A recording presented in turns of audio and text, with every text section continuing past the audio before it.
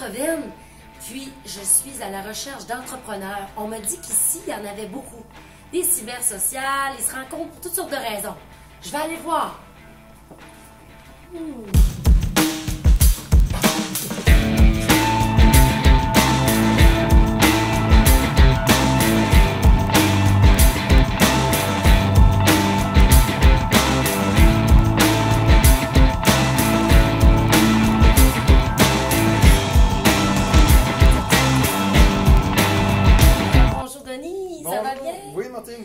Oui, c'est ici qu'on se rencontre à Centre-Ville pour nos réunions de l'heure de code.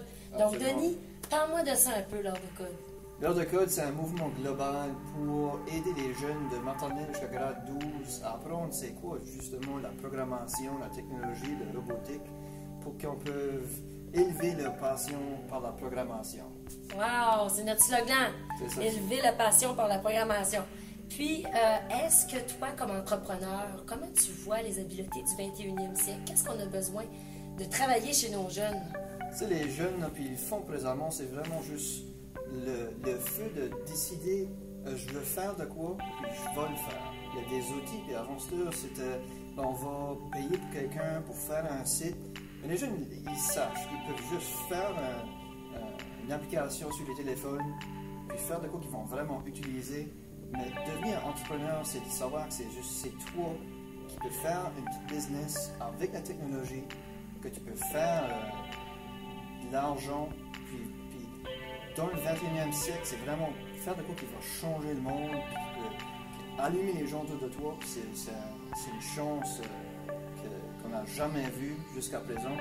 On a un jeune de 17 ans qui commence une entreprise, Drain Power, puis il utilise un imprimante 3D pour faire des morceaux titangents que tu peux mettre dans ton système d'égout dans ton entonnoir pour pouvoir prendre l'énergie quand l'eau coule, ça garde l'énergie, puis ça peut ensuite charger tes batteries, charger ton téléphone, t'aider à garder l'énergie qui est partout. Ça, c'est un jeune de 17 ans qui n'a pas encore fini l'école. C'est ça qu'on parle de l'entrepreneur avec la technologie.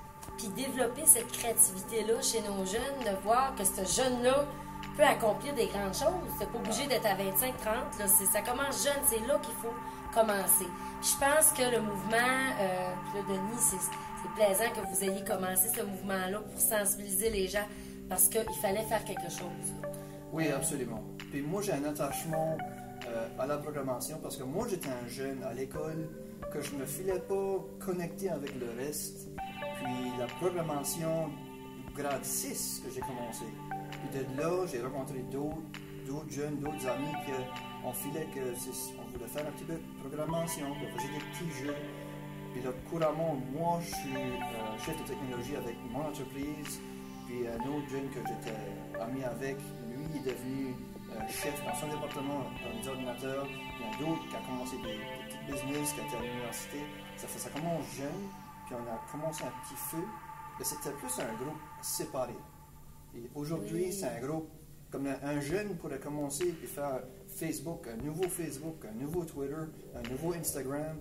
Puis ça peut prendre même 2-3 mois avec la technologie comme Viswik. Ça peut prendre beaucoup moins, une couple d'heures. Ça fait, c'est pas on peut-tu le faire, c'est quoi ce que tu veux faire. C'est ça, c'est illimité. On a des jeunes qui ont fait un nouveau Flappy Bird. Qu'est-ce qui va inventer le nouveau Flappy Bird qui a généré des millions de revenus? C'est la même chose. On a vu des jeunes créer des différents jeux aussi, avec la programmation Scratch, Viswik, puis différents logiciels qu'ils ont utilisés. Ils ont créé des jeux, puis c'est vraiment... Puis ils se partagent ça entre eux autres. Ils aiment ça collaborer, là, pour montrer qu'est-ce qu'ils ont fait. Tout est possible. Puis de voir un jeune qui se sent utilisé, utile, autre que... Parce qu'il a peut-être commencé des applications, de la programmation avant d'aller aux études, qui peut les aider à diriger tout ce qu'ils veulent faire avec leur vie. Peut-être aller aux études secondaires d'un collège ou université, commencer une petite business, ensuite savoir que j'ai pas besoin de programmation, je le connais, mais je vais aller en gestion d'affaires ou trouver quelqu'un qui est en gestion d'affaires.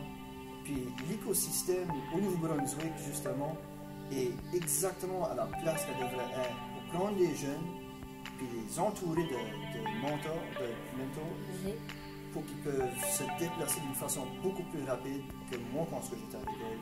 Puis c'est absolument incroyable. Puis le monde, ils ont soif pour ça. Il y a des programmes qui tournent en Boston, à Toronto. C'est le monde, c'est partout dans le monde. C'est ça, San Francisco. Puis pour un jeune, c'est bien facile d'aller aux mêmes places que Mark Zuckerberg, si tu voudrais, à San Francisco. Les possibilités sont là, en Europe même. Il faut juste qu'un jeune sache que vous avez exactement ce que vous avez besoin pour vous rendre dans un estrade global, tour du monde, puis la programmation commence, heure de code, décembre 7 au 11, puis c'est là que ça peut... Puis c'est là que ça peut ouvrir des portes, puis commencer.